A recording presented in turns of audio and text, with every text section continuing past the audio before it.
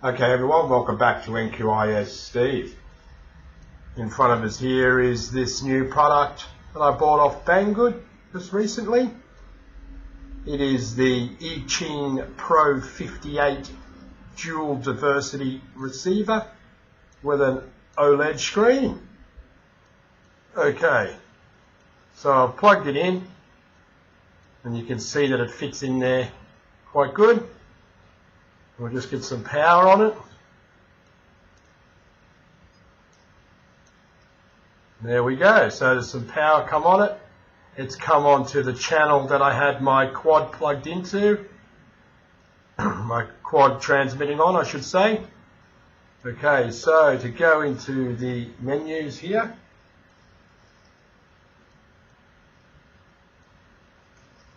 Channel search menu. Back into menu. Let's go to receiver B. There we are in receiver B. And it tells you on the screen that you are in receiver B and the LED has changed to B. Okay, so let's just quickly jump back into the menu. Oh, let's see, you've got to be quick. Oh, I've jumped into the menu. Now we can put it back onto diversity.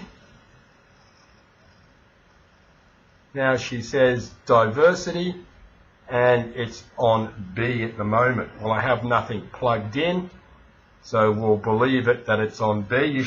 Okay, so we'll go to the, I got that in focus. Let's get it a bit closer. There we go. All right, so you've got the ability to change the channels on here. If you go, that's changing the channels. Oops, we've searched. So the button's going to take a little bit of getting used to, and I don't really like this rocker come press button myself personally.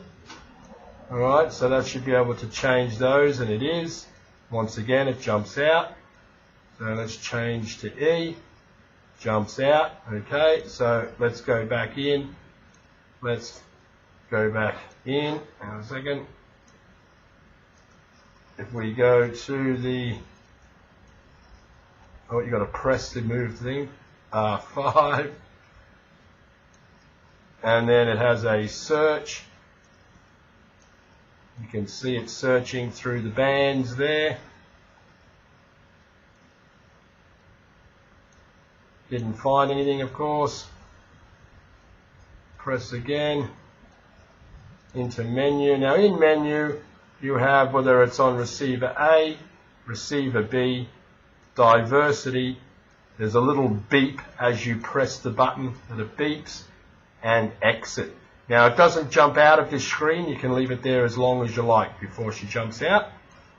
So we'll just go down to exit and escape.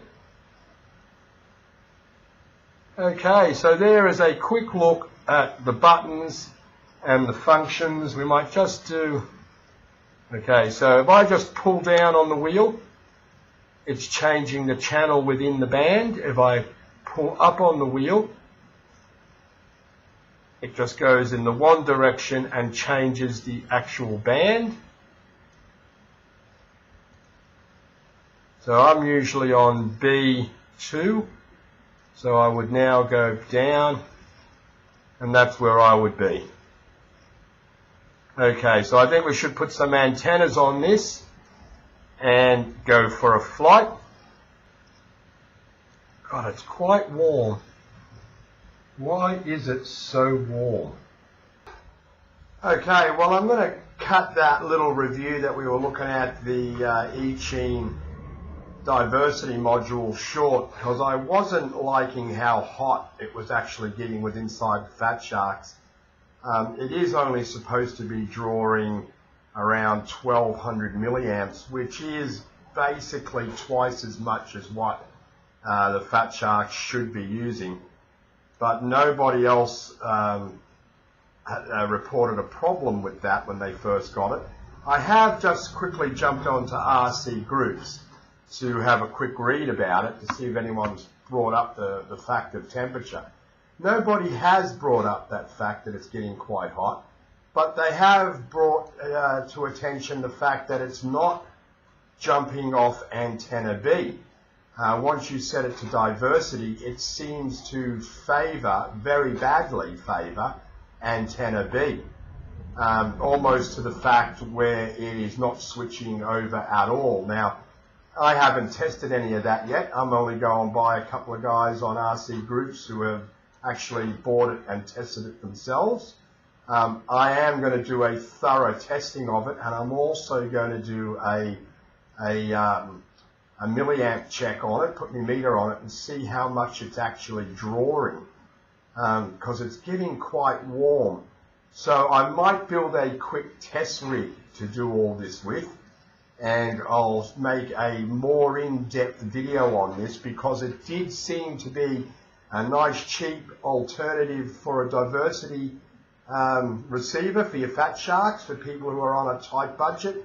And I know that if you bought a set of Fat Sharks, well, you weren't on a budget when you bought the Fat Sharks. Maybe you've just blown all your money on the Fat Sharks and you wanted to buy a cheap diversity receiver for it. At the moment, I am not recommending this. It gets quite hot. I don't like the button configuration. I don't like the fact of the very short timeout in the menu area.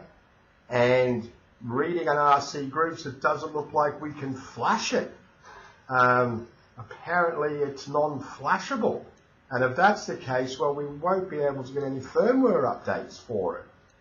So it looks like this may be a bit of a dud, but let's hold off for a week or two.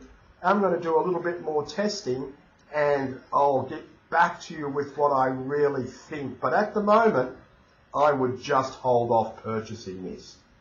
All right, guys. Thanks very much for watching. If you like the vid, give me a thumbs up. If you don't like it, give me a thumbs down. And please subscribe if you haven't already subscribed. And I'll see you on the next one. Okay.